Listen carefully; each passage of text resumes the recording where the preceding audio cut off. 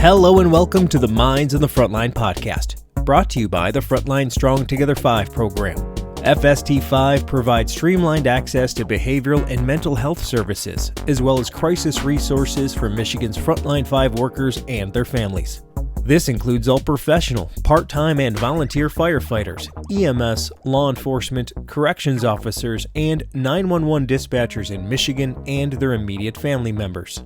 First responders and mental health experts collaboratively created FST5 to provide 24/7 live support, effective resources, and cutting-edge services to prevent and alleviate PTSD, anxiety, depression, and other frontline work-related mental and behavioral health challenges.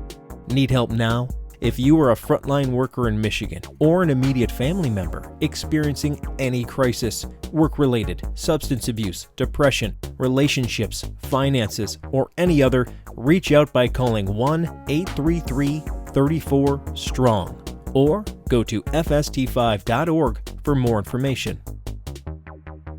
I'm Jeff Lassers, one of the hosts of the Minds on the Frontline podcast, and I'm a professional firefighter, paramedic, educator, and content creator. Minds on the Frontline is co-hosted by Mike Mattern, who is also a professional firefighter and paramedic. In addition, Mike is a peer support team member for his fire department and the Frontline Strong Together 5 program, a board member of the Michigan Crisis Response Association, and the former chair of the Michigan Professional Firefighters Union Behavioral Health Committee. Mike has training and experience with frontline worker mental and behavioral health. On the other hand, I do not. My role is to produce the show, whereas Mike is our resident subject matter expert.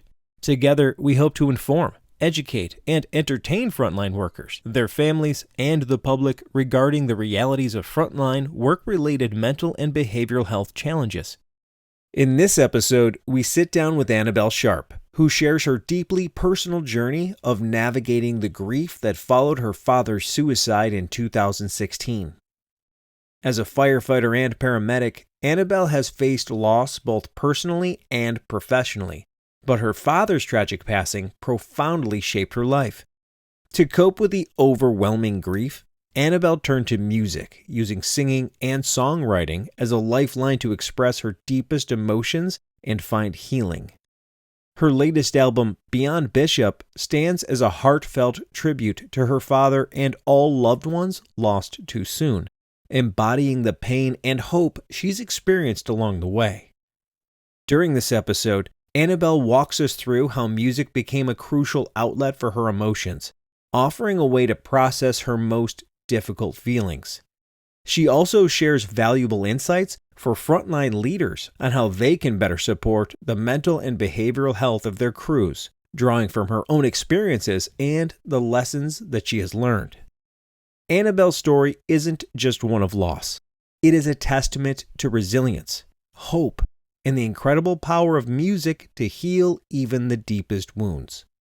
This conversation is both inspiring and practical, offering advice for anyone grappling with similar struggles. Through Annabelle's story, we explore the rhythms of resilience and the healing that can emerge from the darkest times. You can find Annabelle's latest album, Beyond Bishop, wherever you get your music or on Instagram, TikTok, and YouTube. Check out the episode description for details. And stay tuned at the end of the show for her song, Snow, which beautifully embodies the emotions and themes we discuss in this episode. And don't forget to connect with us on YouTube, Instagram, and Facebook. Be sure to like, follow, and subscribe to all Minds on the Frontline podcast social media platforms, and stay updated on our latest episodes and content. Thank you, and enjoy the show. Hi, Annabelle. Hey, Jeff. Good morning. Good morning. How are you? I'm doing well. How are you guys doing? We're doing good. Good. We're doing good. You're here. We're happy to have you here. Nobody came off shift, so we're all fresh-faced and ready to talk. Yes. There Amazing. we go. Well, Annabelle, we already had the introduction. Everybody knows why you're here. But why don't you give the overview of who you are, what you do, and where you do it? All right. My name's Annabelle Sharp. I'm 21 years old. I'm from the Pinckney area. Grew up around there. I got into EMS and fire in my senior year of high school. Took EMT my senior year, then went and doubled up on Medic and Fire Academy. Worked full-time at Livingston County EMS and also on call at Hamburg Township as a firefighter. I've been with West Bloomfield Fire Department as a full-time fire medic for about a year and a half now. Outside of my professional endeavors, I like to write songs. I play the guitar and the bass, and I sing, and that takes up most of my time outside of work. So that's all you do. Got it. That's good though. That's awesome that you got that wide range of experience, and you got. She's a motivated kid. Yeah, at 21 years old. Yep, 21, freshly in December. Yes. And so you're one of the first generation to come out of high school where there was a big push to get you guys trained at least to EMT and Fire 1 or Fire 1 and 2. So you had this huge step ahead of everybody when it comes to getting into a career. So you were able to get a full-time job, career, get set up before you were 21, which is great. Absolutely, and I was so grateful for the opportunity. And if I had known that I'd wanted to pursue this career path a little bit earlier on, I could have even taken Fire Academy my junior year and come out with both certificates. So I think it's a really cool thing that we're giving kids that opportunity to jump into the workforce and do something that they like doing. Right on. Absolutely. Yeah, it's cool to see it actually happen, because I remember when it started and I was going to high schools and helping out with stuff, and it's like, oh, well, it worked. We're doing Here it now. I am. Look at that. Look, product of what you did, right? Well, here. I wasn't in her area. Oh, You don't want those kids. gotcha. Okay, so you're also here to talk about something pretty specific and nuanced, right? So you have a very specific viewpoint that a lot of people don't really get. You are the daughter of a suicide victim. Yes, that's correct. Somebody who completed suicide, I think, is probably the more Yes, that's- agreeable that's term more these the- days. Yes. So yeah, you have a very nuanced perspective that we wanted to borrow today, and your strength and your charisma and everything else that comes with it is such a good ambassador to talk about this stuff, because it's not about sensationalizing it in a way of like, oh, isn't this story interesting? It's like, no, this is going to be a thought in other first responders' brains, and we need to fill their world with other perspectives so they understand how their family couldn't be impacted. And all the other stuff that goes with it. So with no further ado, let's just have you tell your story. Yeah, absolutely. So my dad, Garrett Sharp Sr., was a really good man. He was an outdoorsman, a family man, loved his wife and kids, and would do anything for a friend or even a stranger at that. With that being said, he definitely had some internal battles that he had been fighting for I don't know how long, but it kind of came up to a head just a couple of months prior to his passing. I know he struggled with alcoholism, other addictions, and depression. And it really came to a point when it was my first ever band concert. I was playing at a pub in Pinckney. And my dad and my mom were very supportive of all my musical endeavors all throughout growing up. And he missed it due to those vices. And when I came home, he sat me down. First time I'd ever seen him cry. And he said, I'm going to go away for a couple of weeks. I'm going to try to get better. And he did. He went to rehab for a couple weeks. It might have been almost a month. But when he came back, things seemed like they were on an upswing. And I think everybody in my family felt that. But school was just starting to get out. We went camping in the Brighton Rec area at Bishop Lake Campground. Nothing abnormal for us. It's just what we did in the summers growing up as a family. I remember my mom was cooking dinner at the campsite over the fire, and I was in a nearby field playing goggle ball with some friends and other kids I'd met at the campground. I watched my dad take off on my sister's bike into the woods on the trail that led to the beach, which also not an abnormal thing. It was a really standard day, a really good day actually, but little did I know that that would be the last time I would ever see my father. Once my family and I realized that he was actually missing and not just going for a bike ride, search party began. The local authorities got involved, and they searched through the night, and it was to my understanding that they found him sometime in the morning in the woods off the trail where he had completed suicide via cutting himself. Okay. And it was a really tragic ending to a really, really good man. But it's the perfect example of even if you have the perfect life, you know, the family, the job, the hobbies, the money to do as you please, you can still be fighting things on the inside and do a very good job of not letting that show. Did you have any inklings? Because he obviously discussed maybe some demons he struggled with, which is why we had to go away. And it sounds like he went to maybe rehab or got some help. Yes, he went to rehab. Cool. And he got cleaned up. And he did, and well. he did get cleaned up, and he was sober when he passed. his toxicology report was clean. Yeah, that doesn't mean that he's not struggling, and that's kind of what I'm getting at. Did you see any signs of like a deep depression or any signs that he was struggling? I didn't know that he had struggled with depression until after his passing, a couple years after, when I just started looking into things. You know, you grow up, you're a curious kid. Sure. But I knew that he had struggled with alcohol dependency. Both my parents did at certain points, and they would ebb and flow to like who was struggling more.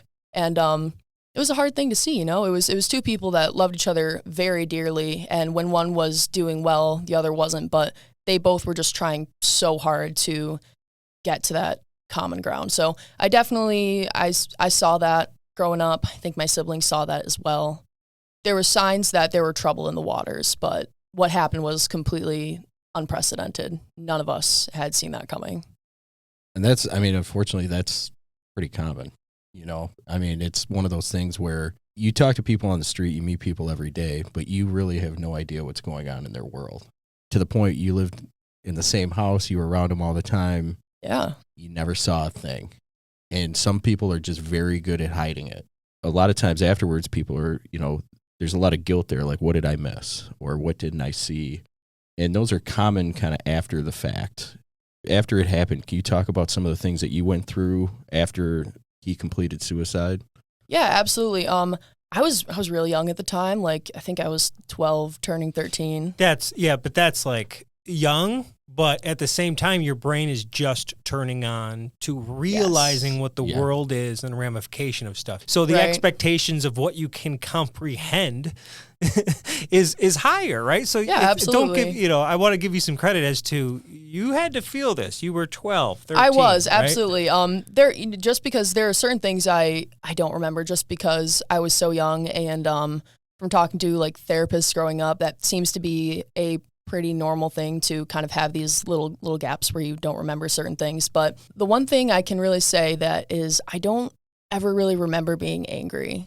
I was obviously upset and sad, and, grief is such a fluid thing and you bounce between all those things, but I don't think anger is something that I ever felt towards my dad afterwards. And that is something that actually drove me and certain family members apart, because they would look at me and say, Annabelle, you were his best friend, 2 peas in a pod. How could you not be more upset about this? Why don't you care more? And in my mind, obviously, for somebody to make the choice to complete suicide, that is such a heavy burden and a heavy load. And the way that I tried to view it then, and I still try to view it now, just for my own sake, is that this was a man that loved his family, was a happy man that would do anything for them. And if for some reason he felt that that was the thing that he needed to do to make things better, granted, obviously, looking back, that it wasn't, but, he had some things going on. There was a mental illness there, and if that was what he thought that he needed to do for his family to be better off, You find it hard to be angry at that, rather than probably angry. Sadder that he was going through it and he felt that was his own option. Right. I just wish I could have been there for him. Right. Because, we were 2 peas in a pod. I grew up like writing rhymes with him, going on truck rides, all of those things that, a father and daughter do. But something about him is that I was his daughter and, he was my parent, but also he treated me with the respect that he would a friend. Mm-hmm. So I also felt like I was his friend. So that was a really difficult and interesting thing to navigate, because, I'm losing my father and all these things that are going to, supposed to happen in the future, like, walk me down the aisle, meet my grandchildren, but also like I'm losing a friend. So, yeah. And you almost probably feel a little bit of responsibility because you have that added layer of friendship where we always look out for each other. And it's not like anybody tells you have to. You just do. We just feel it as humans of like, I'm supposed to look after that person, right? Right. So, Mike sees a lot of people in these situations and deals with a lot of family members that have been in your situation. And then he's been on the other side where he's helped people stop going down that road. When we say people feel guilt, is that kind of some of it? Is they almost feel like they had a responsibility they didn't follow through with? I think that's a lot of the time is one of the most common things that we hear from people is, did I miss something? Mm-hmm. Or if maybe I had this conversation, this wouldn't have happened. Or if I picked up the phone when he called that day, maybe he would still be here today. in the reality of it, and it's not just kind of me talking, it's when you talk to the experts and the people who do this way more extensively than we do, they had already made up their mind. They knew what they were going to do. Picking up that phone call may not necessarily have stopped it, or picking up on the little nuance that, you know, that may not have even been there, but everybody thinks they could have stopped it. And in all reality is, once the person has made that decision and they're at peace with that decision, there is no stopping it. You know, you may be able to, but really once their mind is made up and you're at that point, in the reality of it is, it may not make a difference, but everybody feels like they could have made the difference. Yeah, but once the plan's there and they're already down that road, they're so far gone where unless you cross paths with them, it's really hard to stop them. There's been times where there's trauma clinicians who are on the phone with these people, and I mean, that's what they do in their life. They've got a doctorate in trauma and how to speak to people, and people will still complete suicide. Right. And that's where it, you know, you look at it, and really when you're in that mindset where you've made that decision and you're at peace with it, you're not really thinking clearly either. You're kind of, we talked about it in another episode, you're kind of in this fog of, you only see what's right in front of you. You don't see what's down the road. And that's where a lot of the times, even if you're talking to them, they still will complete it because they don't see that long-term. You're not convincing them. No. Right. No.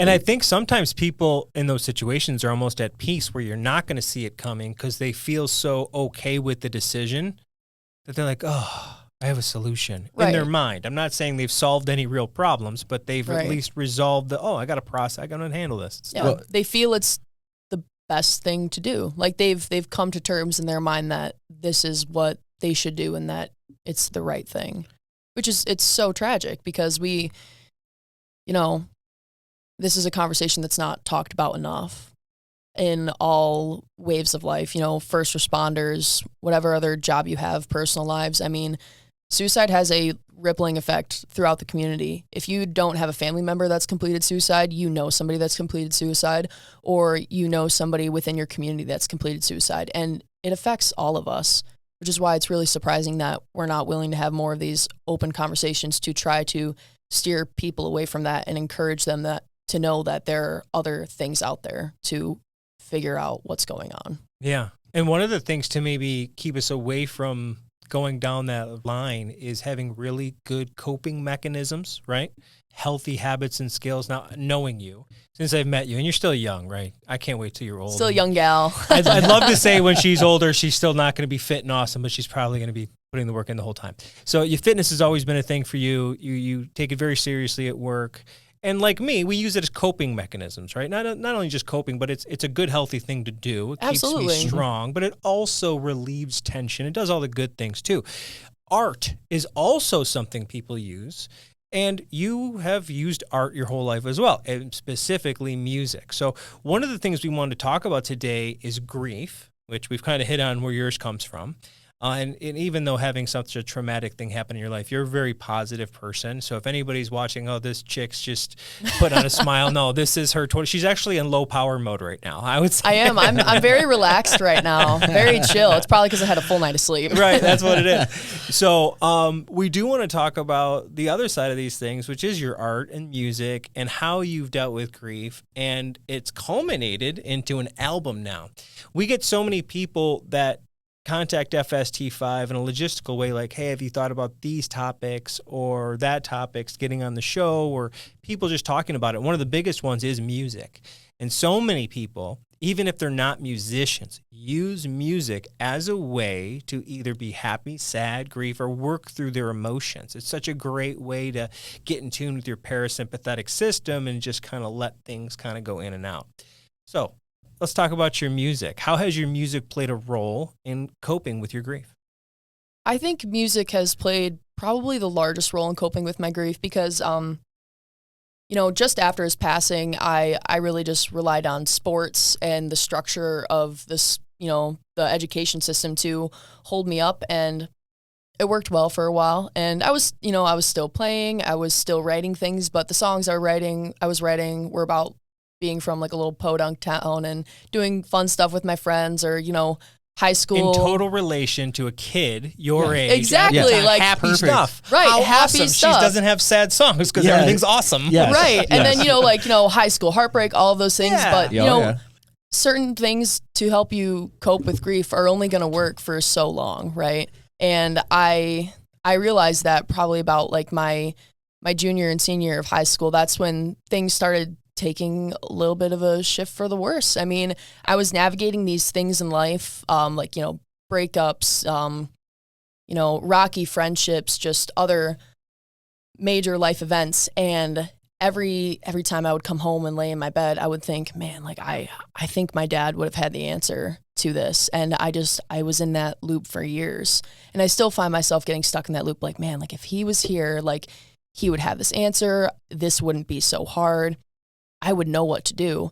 And I finally started shifting my music towards voicing those thoughts about how I do miss him a lot. And the first song I ever wrote about my dad was called Snow. I'd actually just gotten back from the cemetery from visiting him because where he rests is just about a mile from my house. And I was sitting in my car. I was letting the last song finish up. And the next song that came on was actually Snow by Zach Bryan. And in a total movie miraculous way, it started snowing. And I just immediately bawled. And I just felt so compelled to write this song. And I went inside and I wrote Snow in one fell swoop. And ever since then, I've been much more comfortable writing about my dad and the feelings I have about him. And there are some songs that are more confused than others. There are some that really tap back to when I was a little kid and just really, really missing my daddy. But music has been huge. And I've continued to write those songs. And I think it's important because, like what we had talked about earlier, how we're all affected by suicide in one way, shape, or form. I like being able to share my story. And it's been incredible, the people that have reached out to me to share similar stories, like people I knew in high school or growing up that I knew them, but I didn't know what was going on behind closed doors. And also, you know, we all lose family members too. I think my music is something that can help guide you through certain feelings as well, because, you know, whether you lose a family member from suicide, cancer, a tragic accident, you're losing a family member nonetheless. And those tragedies will affect you the way they affect you. And I think it's important that we look to others and, you know, music to help us cope and figure out, just we need to like bond as a community. So I'm happy that music was able to do that for me, but I'm even happier that maybe my music has been able to do that for others. We've listened to the songs and absolutely, I mean, you can feel the emotion that's in there. And it, when we talk about good coping skills, it blows my mind how good it is, because it's one of those things, I'm sure at the time you really didn't know how to talk about this stuff, but it was easy to you felt it was easier to put it down. And then, you know, a lot of people like to journal stuff after. Yeah. You know, they may not know how to talk about it, but they'll journal it. Mm-hmm. It reminds me kind of that. You feel this stuff, it comes out, you put it on paper, but you took it a step further and then put it to a song, which is now being able to help other people talk about it. Like you said, you know, people heard your music and went, yeah, I had this happen to me. That may have been the first time they ever told somebody that. Right. You know what I mean? And the fact that you were able to take those steps and follow it as far as you did is awesome. And the message with it is phenomenal. And I think it's really going to open up a lot of people to have those conversations and be okay with talking about it. Yeah, it's a great way to just spark the conversation. I mean, a song's a good way to get a story through, right? Because they'll listen to a whole song, they might not listen to a whole story, and know that they're like entranced by it in a way. Like Mike, you were saying, you know, maybe I hadn't always been able to talk about it. Like, I've always been able to talk about it, but in a very like factual manner. Like, oh, you know, I can't imagine you not talking. Like I know, me. right? Can you imagine me and her working together? No, Who would get a word in? We have to roll the windows down in the ambulance so there's enough oxygen to share. Right. Oh gosh, where was I? You're having a tough time talking about it. You never had a tough time expressing it. Very factual. Yeah. Right, yeah. So I would always talk about his passing and his story in a very factual manner. Like, you know, This is where it happened. This is what happened. This is the spiral that my family went into after, but we're good now. And I left all of the emotion out of it. But you know me. I'm a very emotional person, like very, very in touch with my feelings. I've got big feelings. So it was really nice to finally be able to get those out, because I think they were just eating away at me for years, not having been able to find a way to express them. And now I have that, and I always feel better, like playing them, listening to them. I think music is like the international language. I think it's connected us all throughout the community after, like, I mean, this is a completely like other astronomical end of the spectrum, but like, you know, after 9/11, there were all of these songs about, you know, like patriotism and coming together and being one as Americans. And like we bonded over those things. Like Toby Keith will put a boot in your butt. It's the American way. And it was something small that we were able to like get back on the same ground with and then go forward as one. So I think it's important to listen to music, and it doesn't always have to be sad. It can be happy, just whatever you're in the mood for. I think it releases all the happy, feel good, like, you know, hormones that we need to like go forward and live a fruitful life. Well, yeah, maybe not always happy. Maybe it allows you to just express your emotions or allow the outlet for that. Because again, let's quote her. Crystal, we had on here before, talking about the importance of parasympathetic response from deep breathing. And if you hold your emotions in, they're just going to swirl around out there till you express themselves. And you could work out, you could therapy, you could have parasympathetic release breathing stuff, or some people listen to music. Yeah, like my boyfriend, he always makes fun of me. He's like, you're always listening to these sad songs and you're writing these sad songs. Like, I don't know how that helps you feel better. And for me, it's like, oh, I'm putting it out there. Like, right. I now have another outlet that can hold part of that load, because it's a heavy load. The things we feel and the things we go through as people and humans, we're all having that human experience, right?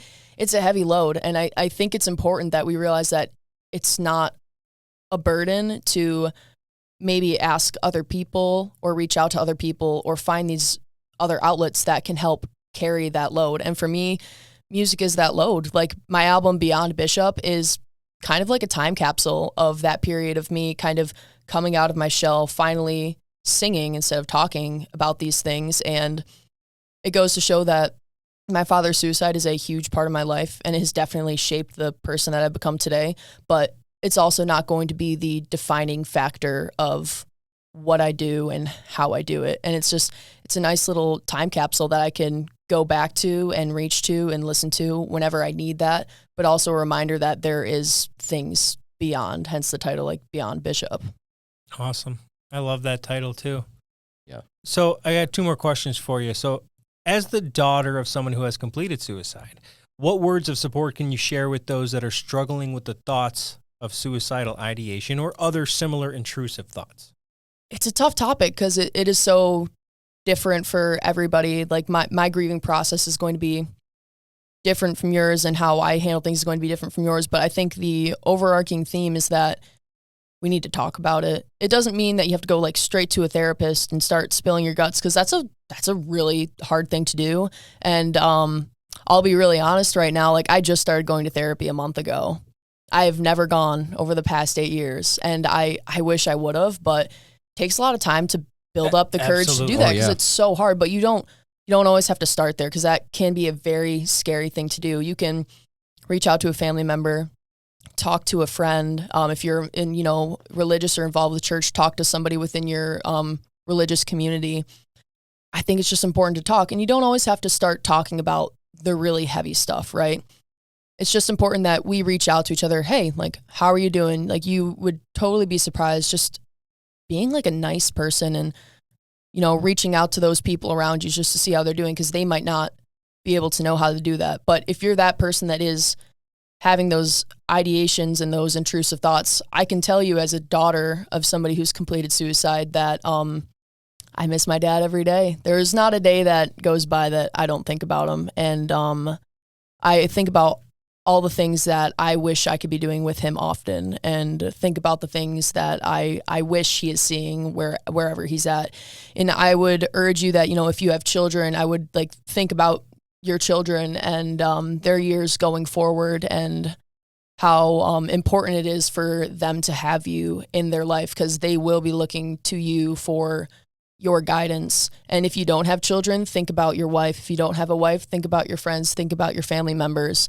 There is somebody that's in your corner, and because nobody goes through life alone. So I think it's important that you find those people, and it's a hard step, very hard step. I don't want to understate that at all, but it's important that you go and you talk to them. That's the first step. That's huge advice. Just talking to anybody. I like how she said talk to anybody. Just Anybody. start talking. Anybody. Yeah, or just start talking to yourself. I talk to myself in the car all the time. Yeah. I have conversations with my dad in the car all the time. I if I'm having a hard time processing my emotions, in a, maybe a romantic relationship, or even just something that I want to tell my mom that's a little bit harder to discuss, practice the conversation just out loud by yourself. It'll make you so much more comfortable. And if you're starting to take that first step to reach out to somebody because you're having those intrusive thoughts or suicidal ideations, practice just talking out loud. It might help you become more comfortable with doing so to other people.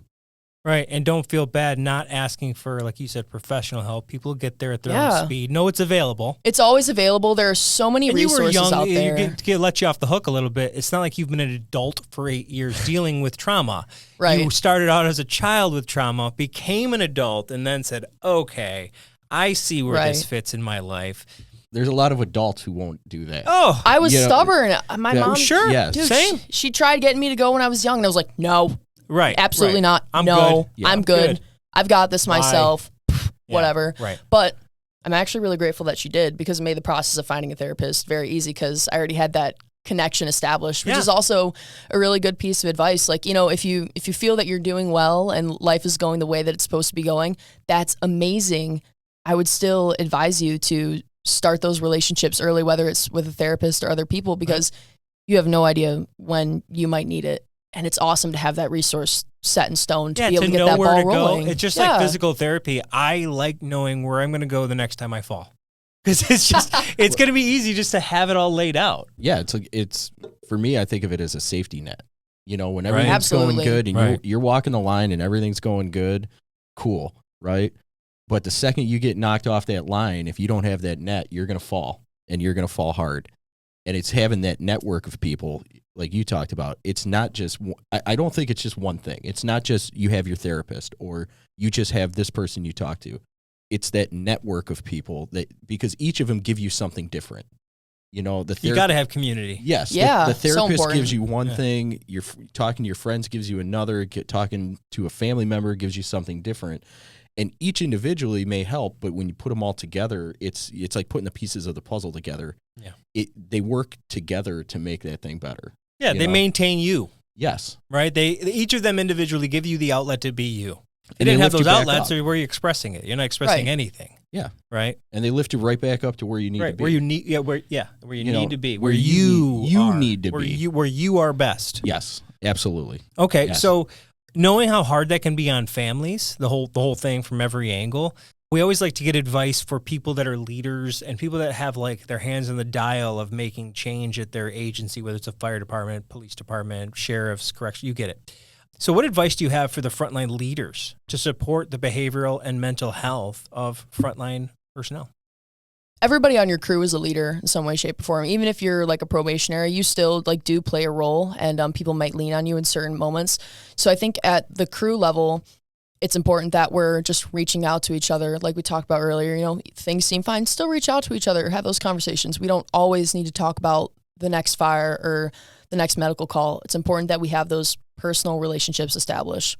Now, moving up the chain of command, maybe all the way up to your administration or your chiefs, I think it's important that you let your crews know that you are a resource and that you are wanting and willing to help whenever you can. But I also think it's even more important that you go forward and put the effort into showing that you actually will follow through with doing that, and making it known that these resources are available, or checking in with your crews. I think, and granted, I'm a child in the fire service, even more so than I'm a child in the world. I've only been doing this for 2.5 years, so maybe take it with a grain of salt, but I feel like there's an incredible dissonance between our higher ranking officers and chiefs to our people on the line. And I think that gap really needs to be closed, because, at one point you were also a firefighter, And I think it's important that we remember that is where we came from and remember some of the struggles that those people on the line might be going through. So I think it's important, just as, high-ranking officers and chiefs and actual leaders of the department, to really follow through with that, because it's good that you say that you're going to do those things. It's even more important that you show your crew how willing you are to do those things. It's probably different everywhere, right? It's different everywhere. For us, it's got a certain personality of how we expect to see you understand. Right. And I'm sure at Dearborn, it's totally different. You go down to Tennessee or whatever department in Nashville, I'm sure it's different. Right. But I think you're right of like, you kind of get the tone from your personnel of, what do I got to do to show you I care? Right. And then to make that commitment and follow through. Yeah, because at the end of the day, like, we're a department and they might be our bosses, but we're still a community. Like, I want to be there for my chief the same way that I want him to be there for me if stuff happens to hit the fan. It's family. It's another. It's your third family. It's a family, and I think people in the fire service have gotten like tired of the family mantra, but like, it's so true. I go to work and that's my second family. Those are my brothers and sisters. I pick up overtime. I see them most weeks more than I do my own family. Right. It's important that we have those relationships and we continue to strive to support them. And I'm a pipeman, so I have a long ways in my career before I'll start making those changes at the administrative level. I do think there are a lot of, places where we can jump in and start filling that gap. I know for like West Bloomfield, we've got the Give 55 program, which I think is super cool. And I think that's a great step in the right direction as well. And maybe just encouraging other departments or other chiefs and leaders that you might know within your chiefly circle to do those things are also a great step as well, if you're looking for a place to start and don't know where. Couldn't agree more. I think what we're talking about is humility. What did Brandon Evans say? He was talking about this guy. He talked to hundreds of chiefs all over the world, and he did a study. And the number one thing is we're human. We are. We're all having a human. So go to the human thing. Experience. Right. So just treat it like human to human. Cut it out with the whole paramilitary. Like at some points, it's like, what up? You know what I mean? It's important to have structure, to the human section. But it's also important to have those friendships. Like we have a captain that not just friendships, just friendships in general. As humans. Yes. Yeah, like we have a captain who comes down to the stations all the time, and he talks about training and like what we're supposed to be doing, and like that structure that is incredibly important in a fire department, type of organization. But then also we talk about his kids and what they're doing and what he's up to with his wife. So it's an important balance. Connect.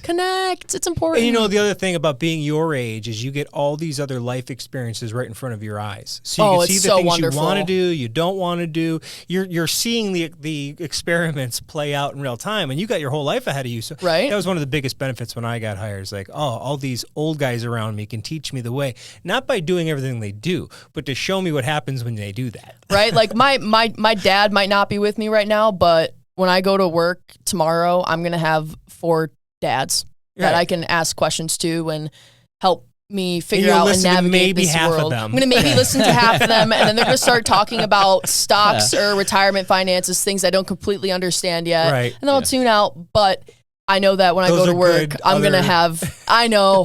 I put into my retirement every month. Good. I put into 2 of them, but physical, financial, emotional. You got to have all 3. I was like you. I got hired when I was 21, and I came into the fire fellow service. youngin'. Yes, I came into the fire service very young, and I don't know if you had the same thing, but I came in thinking I knew how the world worked, and I was okay. I came in, and like you said, working with 40, 50-year-olds, I learned to really grow up in the fire service. Yeah.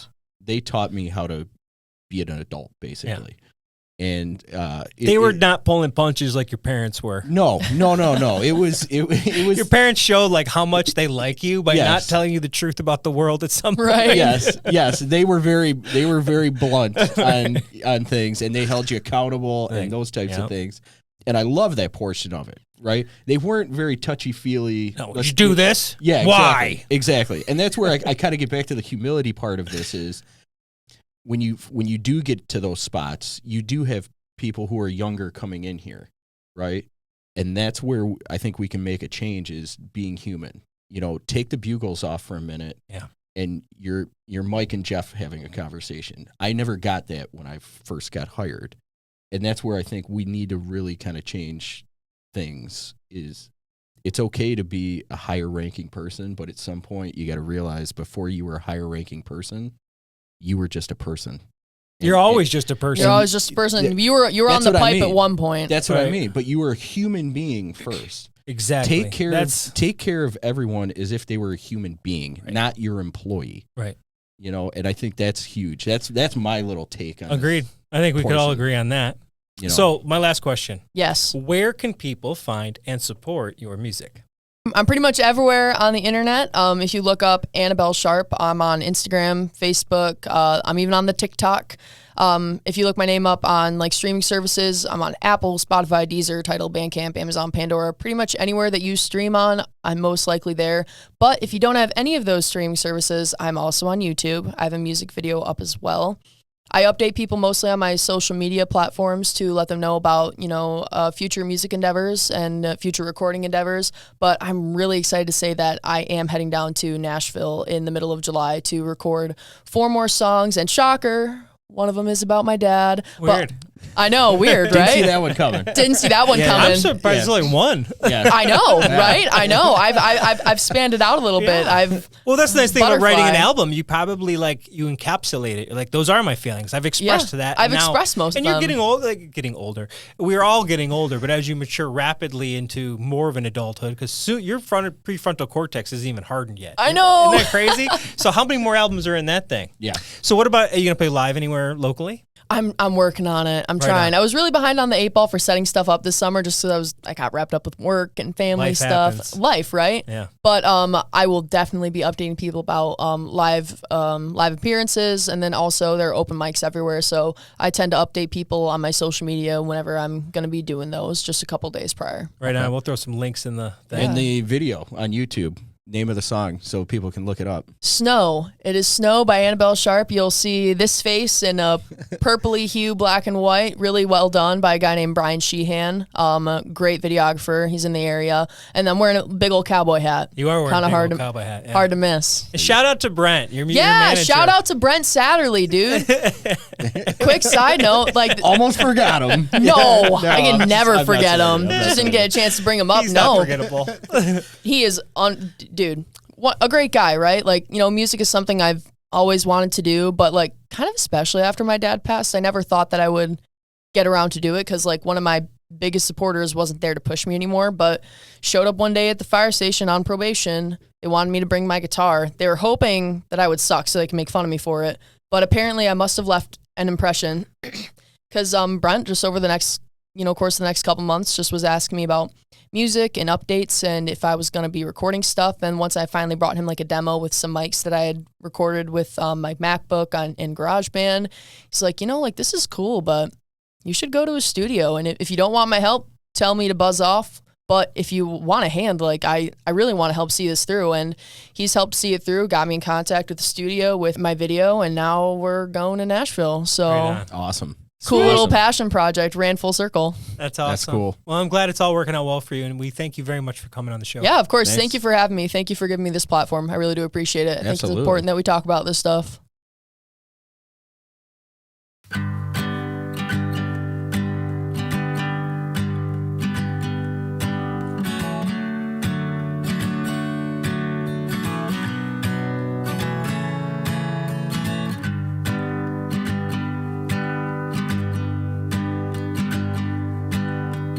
First snow fell this year, and I thought about how you ain't here, but you're a mile down the road and 6 feet below.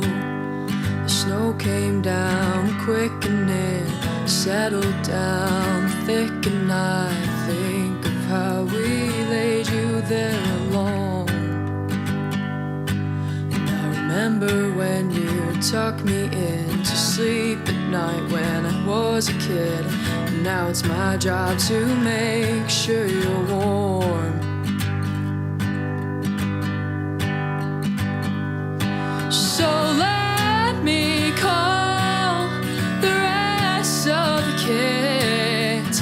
Mom wants us all here for this. And let's go pick out the pines. fine, and lay it over where you lie. A blanket from the weather above.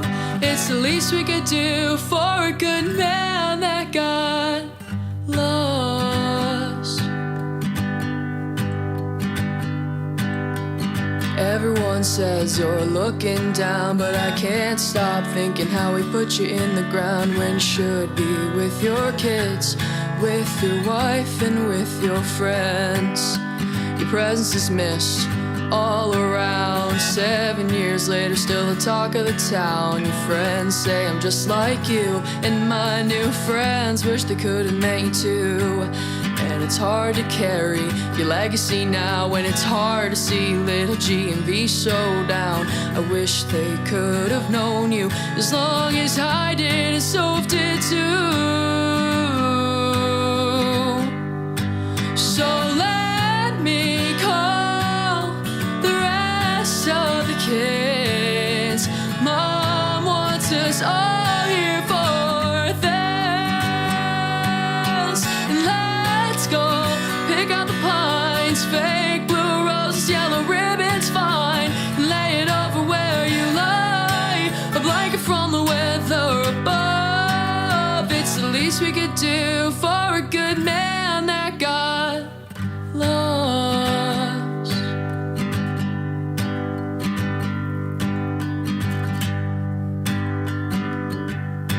The only thing worse than death is being forgotten. Please know I think about you often. I hope you hear my songs, whether it's through the clouds or a coffin.